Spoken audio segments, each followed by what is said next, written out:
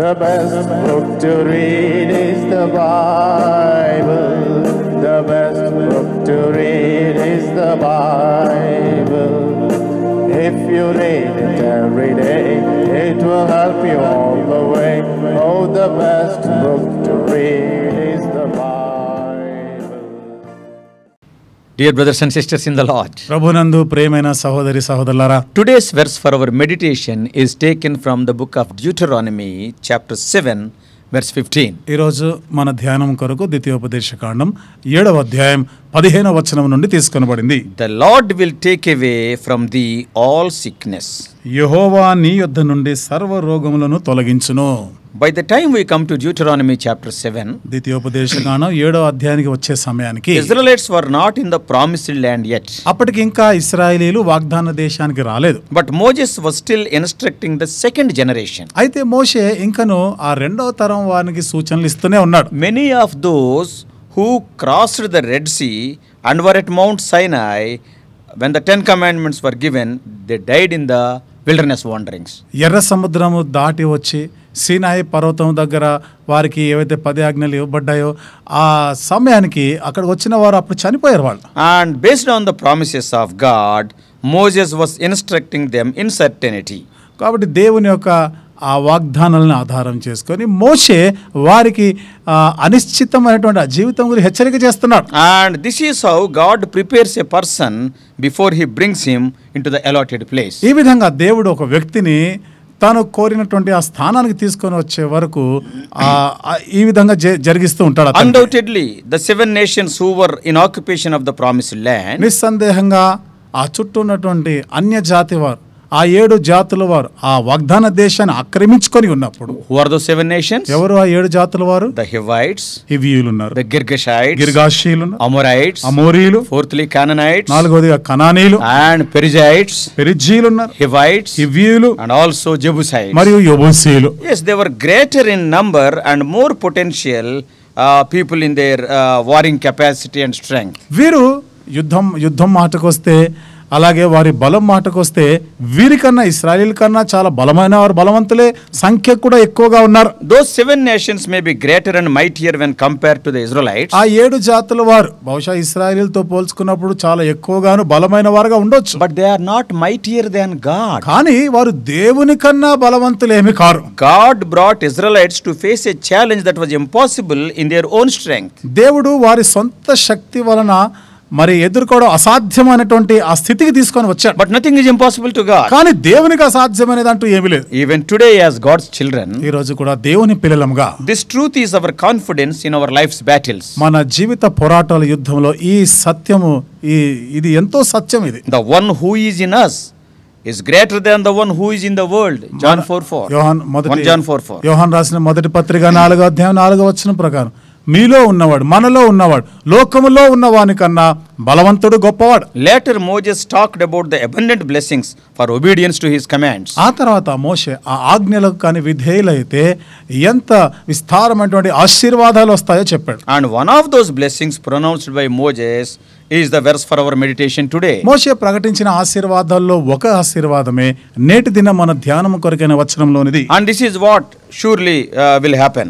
ఇది నిశ్చయంగా జరగబోతుంది. When we do our part and obey his directives, మన వైపు నుండి మన వంతుగా ఆయన సూచించిన ఆ సూచనలకు లోబడితే, ఆ దిశగా మనం వెళ్తే, when we keep them and follow the commands, ఆజ్ఞలను మనము పాటిస్తా ఉంటే, నెరవేరుస్తా ఉంటే, then God on his part will keep the covenant of loyal love and he made with our ancestors. దేవుడు తన వైపు నుండి ఎంతో నమ్మకమైనటువంటి ప్రేమ చూపిస్తూ తన పితరుల ఎడల ఆయన జరిగించినట్లు నెరవేర్చినట్లుగా మన పక్షంగా కూడా నెరవేరుస్తాడు. He will love us. ఆయన మనల్ని ప్రేమిస్తాడు. He will bless us. ఆయన మనల్ని He will ఆశీర్వదిస్తాడు. increase us. ఆయన మనల్ని వృద్ధి చేస్తాడు. He will bless the babies from our wombs. ఆయన గర్భఫలాన్ని ఆశీర్వదిస్తాడు. He will bless the harvest of our grain. మన పంట పొలాలను He ఆశీర్వదిస్తాడు. will bless us with new wine and oil from our fields. కొత్త ద్రాక్షారసం నూనెతో ఆయన ఆశీర్వదిస్తాడు. Even he will bless our livestock like calves from our heads and lambs from our flocks. కాబట్టి మన మందల్లోని పశువులని, దూడలని, గొర్రె పిల్లలను కూడా ఆశీర్వదిస్తాడు. All these blessings the Lord has promised right from our ancestral period. కాబట్టి ఈ ఆశీర్వాదాలు అన్నీ కూడా మన పితరుల కాలం నాటి నుండి కూడా దేవుడు నెరవేరుస్తూ ఆశీర్వదిస్తూనే ఉన్నాడు. And we will be blessed beyond all other peoples. అయితే మనం మిగతా వారందరికన్నా మించి ఎక్కువగా ఆశీర్వదించబడతాం. No sterility or barrenness in us and in our animals. మనలో కానీ మన పశువుల్లో కానీ ఎలాంటి గొడ్డుతనం ఉండదు. And God will get rid of all sicknesses. దేవుడు సమస్త రోగములను తొలగించి వేస్తాడు. All the evil afflictions that the Israelites experienced in Egypt, God will not put on them again. ఐగుప్తులో ఇశ్రాయేలీయులు ఎదుర్కొన్నటువంటి ఆ చెడు పరిణామాలు, చెడ్డ విషయాలు ఇవన్నీ కూడా ప్రాప్తించకుండా దేవుడు చేస్తాడు. And they will put all those on them who hate them. అవన్నీ కూడా ఆయనను ద్వేషించే వారి మీదకి రానిస్తాడు. And Deuteronomy 7:15 speaks of physical healing. ద్వితీయోపదేశకాండం 7వ అధ్యాయం 15వ వచనంలో భౌతిక సంబంధమైన స్వస్థత గురించి God చెప్పబడింది. has promised to take away all the sickness. దేవుడు సమస్త రోగములను తొలగించి వేస్తానన్నాడు. First of all, you must know that you are a God child and fully qualified to receive the promises. మొదటిదిగా నీవు దేవుని బిడ్డవు అని, ఆయన యొక్క ఆశీర్వాదాలన్నిటినీ పొందడానికి నీవు యోగ్యుడు అని నువ్వు గుర్తించాలి. By accepting the gift of His Son, Lord Jesus Christ, to be Savior, to be your Savior and Lord. ఆయన కుమారుడైన యేసుక్రీస్తు ప్రభువారిని నీకు రక్షకుడుగాను ప్రభువుగాను నీవు అంగీకరించినప్పుడు, As per John 1:12, you can become His child. యోహాను సువార్త 1వ అధ్యాయం 12వ వచనం ప్రకారం నీవు దేవుని బిడ్డ కాగలవు. God provided Jesus Christ as a gift to mankind to reconcile us back to Himself. దేవుడు యేసుక్రీస్తు ప్రభువారిని మనల్ని తండ్రితో కూడా సమాధానపరచడానికి పంపించాడు. John 3:16 tells the same. యోహాను సువార్త 3:16 ఆ మాటే చెప్తా It is Jesus living in us that qualifies us for the position of prominence. కాబట్టి మనము ఆ ప్రధానమైనటువంటి ఆ స్థానానికి తీసుకొని వెళ్ళడానికి మనలో ఉన్న యేసుక్రీస్తు ప్రభువారి యోగ్యతనిస్తేవాడు. Sometimes some questions will come to us. కొన్నిసార్లు మనకి కొన్ని ప్రశ్నలు వస్తుంటాయి. I am a believer in Christ and I know I am saved. నేను క్రీస్తు నందు విశ్వాసిని, నేను రక్షింపబడి ఉన్నాను. Then why am I sick, or why do I get sick at times? ఎందుకు నేను ఇలా రోగాలతో బాధపడుతూ ఉంటాను, ఆయా సమయాల్లో తరచుగా నాకు ఎందుకు రోగాలు వస్తూ ఉంటాయి? Many times we will get some questions like that. అనేక సార్లు ఇలాంటి ప్రశ్నలు వస్తుంటాయి కదా. What I understood by experience is, అనుభవంతో కూడా నేను అర్థం చేసుకున్న సంగతి ఏమిటిదంటే, we can enjoy greater strength of God in our weakness and sickness. మన బలహీనతల్లో, అనారోగ్య పరిస్థితుల్లో దేవుని యొక్క బలము, శక్తిని ఎక్కువ మోతాదులో మనం అర్థం చేసుకోగలం. When we become sick, we pray for healing. మనము రోగంతో ఉన్నప్పుడు స్వస్థత కొరకు ప్రార్థన చేస్తాం. God's strength strengthens us. దేవుని యొక్క బలమే మనల్ని బలపరిచేది. And thus we can enjoy God's greater strength. ఆ విధంగా దేవుని యొక్క గొప్ప సామర్థ్యం, శక్తిని అనుభవించగలం. In one way, without sickness, you cannot enjoy His greater grace. ఒక విధంగా చెప్పాలి అంటే అనారోగ్యం రానిదే దేవుని యొక్క గొప్ప కృపని నీవు అనుభవించలేవు. So at times sickness is for our good only. కాబట్టి ఆయా సమయాల్లో మనకి రోగం రావడం మన మేలు కొరకే, మంచిదే. Has God spoken to you only about physical sickness? భౌతిక సంబంధమైన అనారోగ్యం గురించే దేవుడు మాట్లాడాడా నీతో? No, కాదు. but any sickness. అయితే ఏ రకమైన రోగమైనా To understand it better, ఇంకా కొంచెం మెరుగైన విధానంలో అర్థం చేసుకోవాలంటే we must know the various meanings of the sickness in Hebrew language. ఈ రోగము గురించి హెబ్రీ భాషలో దీనికి అనేక రకాల అర్థాలు ఉన్నాయి. Sickness in Hebrew language means అనారోగ్యం అనేది హెబ్రీ భాషలో మనం గమనిస్తే anxiety, చూడండి, ఆందోళన, చింత, ఆతృత, disease, అనారోగ్యం, grief, దుఃఖము, sickness, రోగము, pain, నొప్పి, weakness. బలహీనత. So many meanings are there. దీనికి ఎన్నో అర్థాలు ఉన్నాయి. We as human beings are not only sick in our bodies, but sick in our souls with anxieties, grief and pain. మానవులంగా శరీరంలో రోగం మాత్రమే కాదు, మానసికంగా ఉద్రేకపరమైనటువంటి నొప్పి, వేదన అనేటువంటి అనారోగ్యాలు కూడా ఉన్నాయి. The Lord's offer of health is bigger than we can imagine. దేవుడు మనకి ఇవ్వదలిచినటువంటి ఈ ఆరోగ్యం అనేది మనం ఊహించదానికన్నా మరెంతో గొప్పది. It is comprehensive and complete and is complete through Lord Jesus Christ. ఇది సంపూర్ణంగా అన్ని కలిపినటువంటి ఈ ఆరోగ్యంగా యేసుక్రీస్తు ప్రభు ద్వారా మనకు అనుగ్రహిస్తాడు. Man of God Matthew Henry said, గొప్ప దైవజనుడు మాథ్యూ హెన్రీ గారు అన్నారు, diseases are God's servants. ఈ అనారోగ్యాలు లేదా రోగాలన్నీ కూడా దేవుని యొక్క సేవకులు, పరిచారకులు అంట. They go where he sends them. దేవుడు ఎక్కడికి పంపిస్తే అక్కడికి పోతాయంట. And they do what he bids them to do.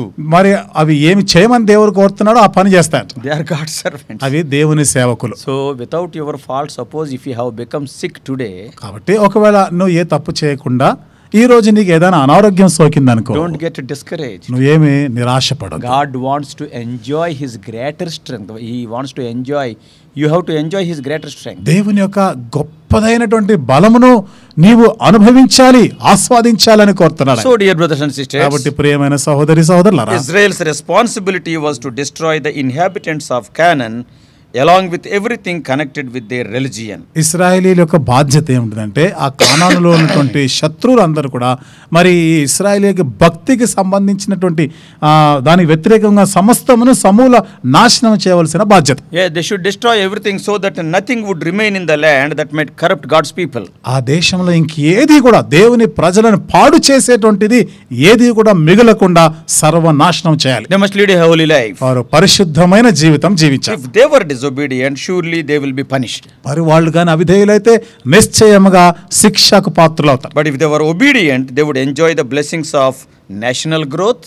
అదే వారు విధేయత చూపించినట్లయితే వారు ఒక దేశముగా కూడా వారు అభివృద్ధి చెందుతారు. Agricultural prosperity. అంతేకాకుండా వ్యవసాయ పరంగా కూడా అభివృద్ధిలోనికి వస్తారు. And as we read today, they will enjoy good health. ఈ రోజు మనం చదువుకున్నట్లుగా మంచి ఆరోగ్యాన్ని కూడా వారు అనుభవించగలరు. He will give victory over the enemies. శత్రువులపైన విజయం కూడా ఇస్తాడు. In our lives also, as New Testament Israelites, మన జీవితాల్లో కూడా నూతన నిబంధన ఇశ్రాయేలీయులుగా let us be careful in following these principles. ఈ నియమాలు పాటించే విషయంలో జాగ్రత్త పడదాం. Don't keep any idol in your life. నీ జీవితంలో ఎలాంటి విగ్రహాన్ని పెట్టుకో. Don't love anything more than God. దేవుని కన్నా ఎక్కువగా దేనిని ప్రేమించకు. That will become a snare to you. అది నీకు ఉరిగా అవుతుంది. Then God will protect you.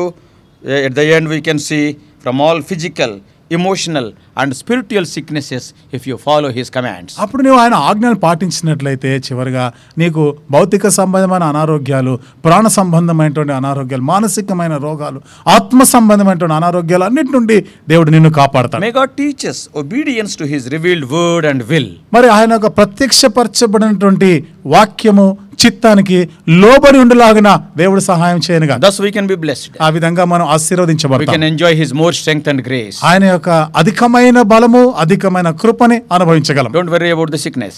అనారోగ్యాల గురించి నువ్వు ఏమి చింత చేయకు. May God bless you. దేవుడు నిన్ను దీవించునుగాక.